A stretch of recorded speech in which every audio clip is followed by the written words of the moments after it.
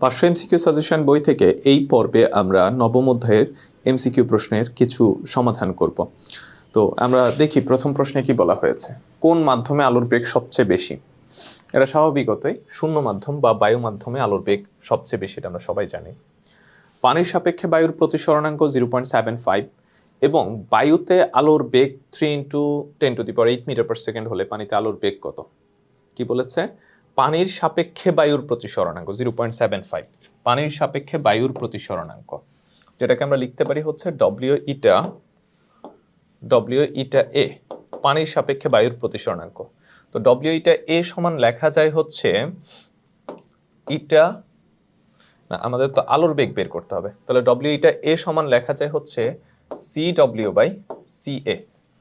W eta A সমান লেখা যায় হচ্ছে C W by C A. আমি পাশে কোনো সূত্র লিখে রেখেছি।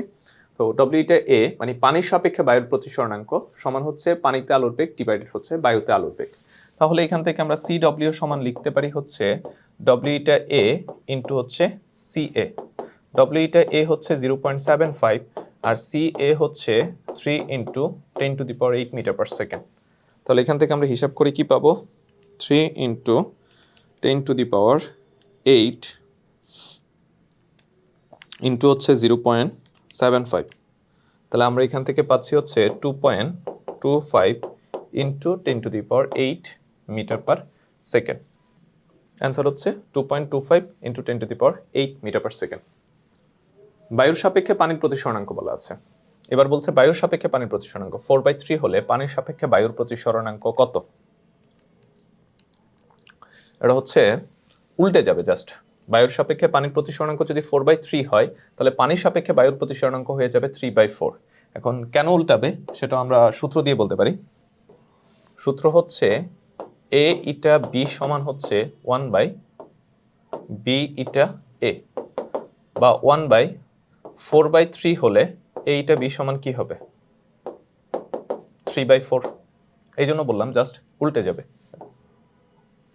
এইটা বি সমান হচ্ছে 1/b ইটা এ, তাহলে এইটা বি সমান হচ্ছে কি দাঁড়াবে, মানে বি ইটা এ সমান যদি 4/3 হয় তাহলে এইটা বি সমান হচ্ছে 3/4, জাস্ট উল্টে যাবে। তাহলে উল্টে গেলে আমরা এখান থেকে পাবো হচ্ছে 0.75।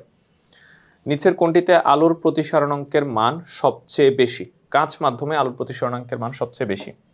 পানি, শূন্য, বায়ু, মানে শূন্য মাধ্যম আর বায়ু মাধ্যমে তো সবচেয়ে কম, পানিতে কাঁচের তুলনায় হচ্ছে কম হয়ে থাকে। যদি এইটা বি সমান হচ্ছে 1.52 হয় এবং আই সমান হচ্ছে 60° হয়, মানে আপতন কোণ 60° হয়, তাহলে প্রতিসরণ কোণ কত? তাহলে দেখো আমরা জানি এইটা বি সমান হচ্ছে sine i by sine r, প্রতিসরণ কোণ আর বের করতে বলেছে, তাহলে আর সমান হচ্ছে sine inverse sine i by eta B. তাহলে সাইন ইনভার্স সাইন আই, আয়ের মান কত বলা আছে? আয়ের মান বলা আছে হচ্ছে 60°, আর এইটা বি সমান হচ্ছে 1.52।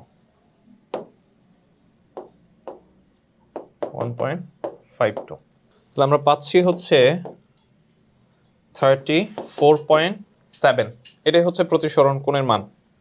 তাহলে আমরা দেখি এক্ষেত্রে 34.73, এই যে এটাই হচ্ছে আমাদের রেজাল্ট। প্রতিসরণাঙ্ক হচ্ছে একটি সংখ্যা এবং এর কোনো একক নাই। যে কোনো মাধ্যমের সাপেক্ষে শূন্য মাধ্যমের প্রতিসরণাঙ্কের মান 1-এর বেশি হয় না। শূন্য মাধ্যমের মান কখনো 1-এর বেশি হয় না। একটি মাধ্যমে আলোর বেগ কত গুণ কমে যায় সেটাই হচ্ছে ওই মাধ্যমের প্রতিসরণাঙ্ক। সহজ ডেফিনেশন যেটা, একটি মাধ্যমে আলোর বেগ কত গুণ কমে যায় সেটাই হচ্ছে ওই মাধ্যমের প্রতিসরণাঙ্ক। তাহলে 1 আর 3 হচ্ছে অ্যান্সার। খ, যদি পি শূন্য মাধ্যম হয় এবং পি ইটা কিউ সমান 2.6 হয়, আচ্ছা তাহলে পি মাধ্যমে আলোর বেগ বেশি, কিউ হলো হালকা মাধ্যম, কিউ মাধ্যমে আলোর বেগ বেশি, আপতন কোণ ও প্রতিসরণ কোণ সমান। যেহেতু প্রতিসরণাঙ্ক আছে তাহলে আপতন কোণ আর প্রতিসরণ কোণ সমান হওয়ার ব্যাপার না, মানে সমান হবে না। এখন এখানে যেটা হচ্ছে, যদি কিউ মাধ্যমে আলোর কিউ হালকা মাধ্যম হয় তাহলে কিউ মাধ্যমে আলোর বেগ বেশি হবে, কিউ যদি হালকা মাধ্যম হয় তাহলে কিউ মাধ্যমে আলোর বেগ বেশি হবে। সুতরাং এই দুইটা অপশন আলটিমেটলি হচ্ছে সিমিলার। তাহলে এখানে এই দুইটা তো একসাথে সত্যি হইতে পারে না, তাহলে অপশনটা হচ্ছে পি।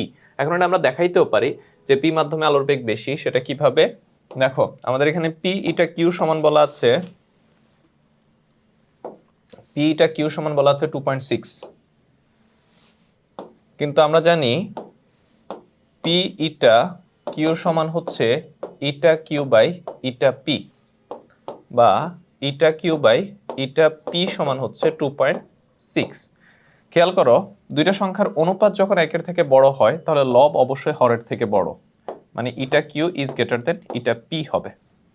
কারণ উপরের সংখ্যা বড় হলেই কেবল নিচের সংখ্যা দ্বারা ভাগ করলে একের থেকে বড় মান আসে। যেমন 5কে যদি তুমি 4 দ্বারা ভাগ করো তাহলে একের থেকে বড় মান আসবে, কিন্তু 4কে 5 দ্বারা ভাগ করলে একের থেকে বড় মান আসবে না। তো যেহেতু মানটা একের থেকে বড়, অবশ্যই কিউ পি এর থেকে হচ্ছে বড়। তার মানে কিউ মাধ্যম হচ্ছে ঘন মাধ্যম। ঘন মাধ্যম মানে হচ্ছে আলোর বেগ কম হবে।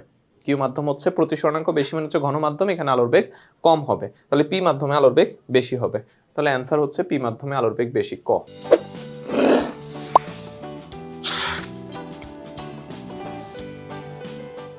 আচ্ছা, আমাদের এখানে চিত্র দেয়া আছে। চিত্রে হচ্ছে আমাদেরকে আপতন কোণ, এইটা হচ্ছে আমাদের আপতন কোণ, এটা হচ্ছে কিন্তু বিভেদ তলের সাথে উৎপন্ন কোণ, সুতরাং এটা কিন্তু আপতন কোণ না। এ মাধ্যমের প্রতিসরণাঙ্ক বলা আছে 1.8 আর বি মাধ্যমের প্রতিসরণাঙ্ক বলা আছে 1.5। এ মাধ্যমের প্রতিসরণাঙ্ক 1.8 আর বি মাধ্যমের প্রতিসরণাঙ্ক হচ্ছে 1.5। এখন প্রশ্ন হচ্ছে এ মাধ্যমের সাপেক্ষে বি মাধ্যমের প্রতিসরণাঙ্ক কত? এ মাধ্যমের সাপেক্ষে বি মাধ্যমের প্রতিসরণাঙ্ক কত? এখানে প্রত্যেকটা মাধ্যমের পরম প্রতিসরণাঙ্ক বলা আছে। তাহলে এ মাধ্যমের সাপেক্ষে বি মাধ্যমের প্রতিসরণাঙ্ক কত সেটা বের করার সূত্র হচ্ছে এইটা বি সমান এ ইটা বি সমান হচ্ছে ইটা বি বাই ইটা এ। ওই যে সূত্র তোমার পাশে লেখা আছে, এইটা বি সমান হচ্ছে ইটা বি বাই ইটা এ। তো এখন বি মাধ্যমের প্রতিসরণাঙ্ক আর এই মাধ্যমের প্রতিসরণাঙ্কের অনুপাত করলে আমাদের হয়ে যাবে। এই মাধ্যম হচ্ছে 1.8 আর বি মাধ্যম হচ্ছে 1.5। 1.5 ডিভাইডেড হচ্ছে 1.8, তাহলে আমরা পাচ্ছি 0.83। এটাই হচ্ছে এ এর সাপেক্ষে বি এর প্রতিসরণাঙ্ক 0.83। অ্যান্সার হচ্ছে খ। 9 নম্বর প্রশ্নটা খেয়াল করি। আমাদেরকে এখানে বলেছে এ মাধ্যমে আলোর বেগ বি মাধ্যমের থেকে কম, এ মাধ্যমের আপতন কোণ বি মাধ্যমের থেকে হচ্ছে মানে প্রতিসরণ কোণের থেকে বেশি, আর থিটা সমান হচ্ছে 33.56 হলে আলোকরশ্মি বিভেদ তল ঘেঁষে যাবে। আচ্ছা, তো আমরা প্রথমে চিত্রটা দেখি। এই চিত্রটার ক্ষেত্রে খেয়াল করলে দেখো, প্রথম হচ্ছে আমাদের এখানে এ মাধ্যমে আলোর বেগ বি মাধ্যমের থেকে বেশি। এ মাধ্যমে আলোর বেগ বি মাধ্যমের থেকে বেশি, যেহেতু এই মাধ্যমের আলোর বেগ বি মাধ্যমের থেকে বেশি, অবশ্যই এ মাধ্যমের প্রতিসরণাঙ্ক বি মাধ্যমের থেকে বেশি, তাহলে অবশ্যই এই মাধ্যমের আলোর বেগ বি মাধ্যমের থেকে কম হবে।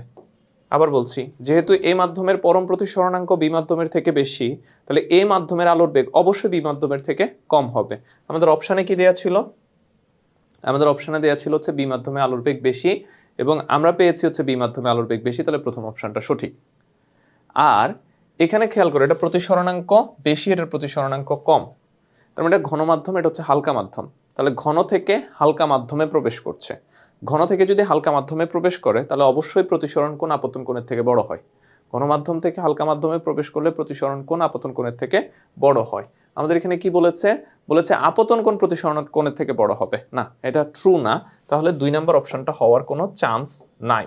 এক সঠিক পেয়েছে। আর বললো থিটা সমান 33.56 হলে আপতিত 56 হলে আলোকরশ্মি বিভেদ তল ঘেঁষে যাবে। তো এটা আমাদেরকে একটু ক্যালকুলেশন করে দেখতে হবে। আমরা দেখবো হচ্ছে মাধ্যম দ্বয়ের জন্য হচ্ছে সংকট কোণ কত। মাধ্যম দ্বয়ের জন্য সংকট কোণ কত? আচ্ছা দেখো, আমি সমাধানটা তোমাদেরকে দেখাই। সমাধানটা হচ্ছে এখানে আমরা জানি এইটা বি সমান হচ্ছে eta B by eta A. Eta B এর মান ছিল 1.5 আর ইটা এর মান ছিল হচ্ছে 1.8, তাহলে আমরা এইটা বি এর মান পাচ্ছি হচ্ছে 0.83। তো আমাদেরকে সংকট কোণ বের করতে হবে। তাহলে এইটা বি সমান হচ্ছে সাইন আই বাই সাইন আর। সংকট কোণ মানে হচ্ছে আপতন কোণ, যে ক্ষেত্রে প্রতিসরণ কোণের মান হচ্ছে 90 ডিগ্রি। সংকট কোণ মানে হচ্ছে আপতন কোণ, যে ক্ষেত্রে প্রতিসরণ কোণের মান হচ্ছে 90 ডিগ্রি। তাহলে এই ক্ষেত্রে আই সমান হচ্ছে সাইন ইনভার্স এইটা বি ইনটু সাইন আর। আর এর মান হচ্ছে 90 ডিগ্রি আর এইটা বি এর মান এখান থেকে বসিয়ে দিলাম। তাহলে আপতন কোণের মান যদি 56.408 হয় তাহলে প্রতিসরিত রশ্মি বিভেদ তল ঘেঁষে যাবে, মানে এটাই হচ্ছে মাধ্যমদ্বয়ের সংকট কোণ। আপতন কোণের মান এটা হলে প্রতিসরিত রশ্মি বিভেদ তল ঘেঁষে যাবে। তাহলে এটা যদি আপতন কোণ হয় তাহলে থিটার মান কত? খেয়াল করো, থিটা বলতে কি বোঝানো হচ্ছে? এই যে এই কোণটা, মানে পুরা 90 ডিগ্রি থেকে পুরা 90 ডিগ্রি থেকে যদি আপতন কোণটাকে বাদ দেওয়া যায় তাহলে থিটা পাওয়া যায়। তাহলে আমরা পুরা 90 ডিগ্রি থেকে থিটাকে বাদ দিই, পুরা 90 ডিগ্রি থেকে যদি আমরা এই যে আপতন কোণটাকে বাদ দিই তাহলে আমরা পাচ্ছি হচ্ছে 33.56 ডিগ্রি। এখন আমাদের প্রশ্নে কি বলেছে বা অপশানে কি ছিল? অপশানে ছিল হচ্ছে যদি থিটার মান 33.56 হয় তাহলে আলোক রশ্মি বিভেদ তল ঘেঁষে যাবে। আমরা দেখলাম অ্যান্সারটা সঠিক। তাহলে এই ক্ষেত্রে 1 আর 3 হচ্ছে অ্যান্সার, মানে ঘ। কোনটি পানির প্রতিসরণাঙ্ক? এটা 1.33, এটা অনেকেই মুখস্থ জানো। আচ্ছা, কাঁচের প্রতিসরণাঙ্ক 1.5, কাঁচে আলোর বেগ হচ্ছে 2 into 10⁸ মিটার পার সেকেন্ড, বায়ুতে আলোর বেগ কত? আচ্ছা, এই ক্ষেত্রে মোস্ট অফ দ্য টাইম একটা সহজ ক্যালকুলেশনটা তোমরা করতে পারো, সেটা তোমাদেরকে আমি একটু দেখাচ্ছি। 3 into 10⁸ মিটার পার সেকেন্ড, অর্থাৎ এই যে কাঁচের প্রতিসরণাঙ্ক এটা গুণ করে দিলেই আমরা রেজাল্টটা পেয়ে যাচ্ছি। এখন এটা কিভাবে কাজ করে, কিছু জিনিস আমাদের একটু মনে রাখলে হচ্ছে যে আমরা এটা বুঝতে পারবো যে আমাদেরকে প্রথম জিনিসটা হচ্ছে আলোর ম্যাক্সিমাম যে ভ্যালুটা, আলোর ম্যাক্সিমাম ভ্যালু হচ্ছে 3 into 10⁸ মিটার পার সেকেন্ড। তাহলে যে কোনো মাধ্যমে আলোর বেগ এর থেকে বড় হওয়া সম্ভব না, যে কোনো মাধ্যমে আলো এর থেকে বড় হওয়া সম্ভব না। তো কোথাও যদি আলোর মানে বায়ু মাধ্যমে আলোর বেগ বলা থাকে এবং অন্য একটা অপশন থাকে সেটা যদি 1 এর থেকে বড় হয় তাহলে সেটাকে ওই মানটা দিয়ে ডিভাইড করে দিবা, আলোর বেগ যদি বলা থাকে। আর যদি না বলা থাকে তাহলে এরকম মান দেয়া থাকলে হচ্ছে গুণ করে দিলে আমরা মোটামুটি ম্যাক্সিমাম ক্ষেত্রে রেজাল্টটা পেয়ে যাবো। এটা শর্টকাটের জন্য বলা, কিন্তু এটা অ্যাকচুয়াল ফরম্যাটটা যদি আমরা হিসাব করি, এখানে আমাকে বললো হচ্ছে কাঁচের সাপেক্ষে প্রতিসরণাঙ্ক, কাঁচের প্রতিসরণাঙ্ক। কাঁচের প্রতিসরণাঙ্ক মানে হচ্ছে বায়ুর সাপেক্ষে কাঁচের প্রতিসরণাঙ্ক। কাঁচের প্রতিসরণাঙ্ক মানে হচ্ছে বায়ুর সাপেক্ষে কাঁচের প্রতিসরণাঙ্ক। তাহলে আমরা লিখতে পারি হচ্ছে এ ইটা জি সমান হচ্ছে CA/CG। আমাদেরকে CA বের করতে বলেছে, এই যে বায়ুতে আলোর বেগ কত, এটা হচ্ছে CA বের করতে বলেছে। তাহলে CA সমান হচ্ছে এ ইটা জি ইন্টু হচ্ছে CG। এখানে বসিয়ে ক্যালকুলেশন করলে তোমরা পেয়ে যাবা। আর সর্বশেষ যেটা এখানে ভ্যালু দেয়াতে আমরা ক্যালকুলেশন করে দেখেছি, কিন্তু বায়ুতে আলোর বেগ মোটামুটি ম্যাক্সিমামটাই বা সবসময় হচ্ছে 3 into 10⁸ মিটার পার সেকেন্ড। আচ্ছা, এখানে দেখি শূন্য মাধ্যমের সাপেক্ষে বি মাধ্যমের তুলনায় এ মাধ্যমের প্রতিসরণাঙ্ক বেশি। এখানে এ 30 ডিগ্রি আর ভি হচ্ছে 45 ডিগ্রি। আমরা জানি ঘন মাধ্যম থেকে হালকা মাধ্যমে প্রবেশ করলে আলোর বেগ প্রতিসরণ কোণের মান বড় হয়ে যায়। মানে এইটা ঘন মাধ্যম, এটা হালকা মাধ্যম, কেন? এই আপতন কোণ ছোট, প্রতিসরণ কোণ বড়। তাহলে হালকা থেকে ঘন থেকে হালকা মাধ্যমে প্রবেশ করেছে, ঘন থেকে হালকা মাধ্যমে প্রবেশ করেছে, এটুকু তো তোমরা বুঝতেই পারতেছো। এখানে আপতন, এখানে কোণ ছোট, এখানে কোণ বড়, এই জন্য এটা হালকা মাধ্যম, এটা ঘন মাধ্যম। যেখানে হালকা মাধ্যম সেখানে আলোর বেগ বেশি হয়, প্রতিসরণাঙ্ক কম হয়। যেখানে হালকা মাধ্যম সেখানে আলোর বেগ বেশি হয় আর হচ্ছে প্রতিসরণাঙ্ক কম হয়।